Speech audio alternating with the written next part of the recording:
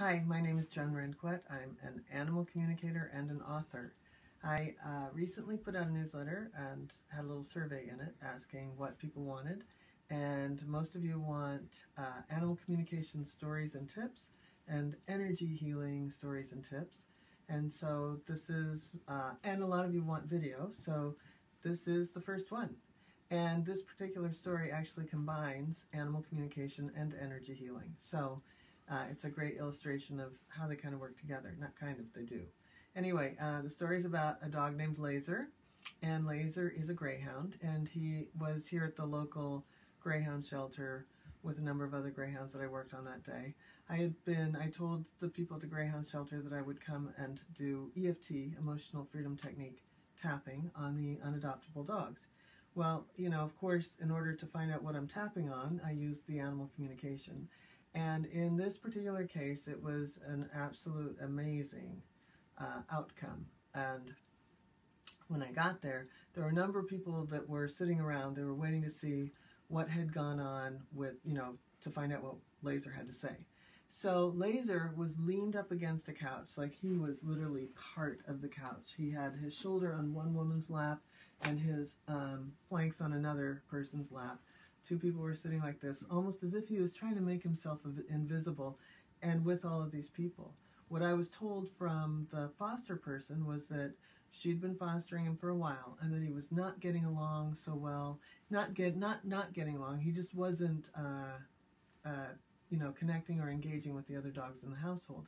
And he was afraid of things, like he was afraid of walking into rooms, and afraid of getting into the car. He was afraid of a bunch of things. So when I communicated with him, I found out that he had been a rock star. He had won just about everything. And where he was before, he was treated like a king. And so here he was, this unknown guy. And it was really hard for him because he had always been treated like a king. And we can have our judgments about greyhound racing, but, he loved what he was doing. And because he was a winner, obviously they're going to treat him well because they need him to keep winning. So he loved his status. And as I started to talk about this guy came off the couch, right? He started really engaging and looking around. And so knowing that he was terrified, we actually had been terrified.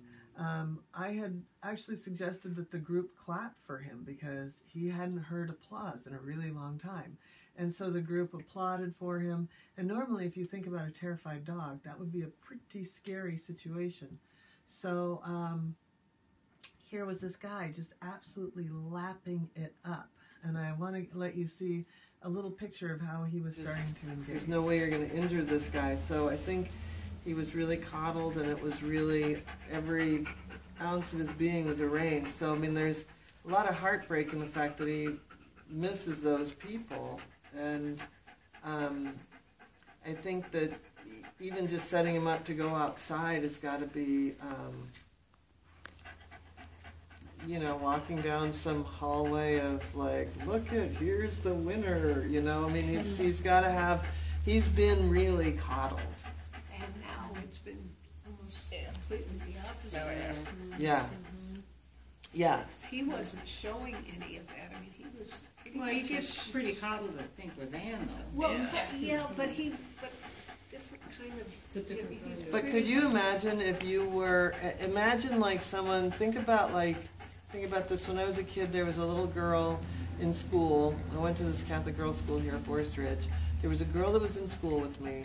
Her father was like, second person down in Peru, and she had to leave the country, and they were big nothing here. Yeah. Do you know? That's pretty much this. Right. Yeah, I don't mean he's been mistreated, but he certainly... No, but it's just foreign. Nothing special. Yeah. So that is, I don't know if you could see that smile on his face, but that was absolutely amazing. I mean, he was so happy to be recognized. And it turns out that that night he was adopted by the foster people. He ended up getting, he engaged a lot more. He was, people knew who he was. And someone even went and got him some trophies so that he was remembered as being this hero. And so I did do the EFT tapping on him, but it was almost a moot point at that point because the animal communication had done so well for him. And when we look at what happened in that session and even in that tapping round is two very big things. He was acknowledged and recognized, which was huge. And then he was given this new status of being a rock star. And so that was, as he was being able to be seen, he was able to really be proud and be who he is. And sometimes, as silly as it sounds, it's just a matter of recognizing the talents or the good things, even when you've got, a behavior or an illness or wellness challenge. When you can acknowledge the good things, those things can really rise to the surface and really make all the difference in the world. So this is just the first one. I've got a bazillion of these.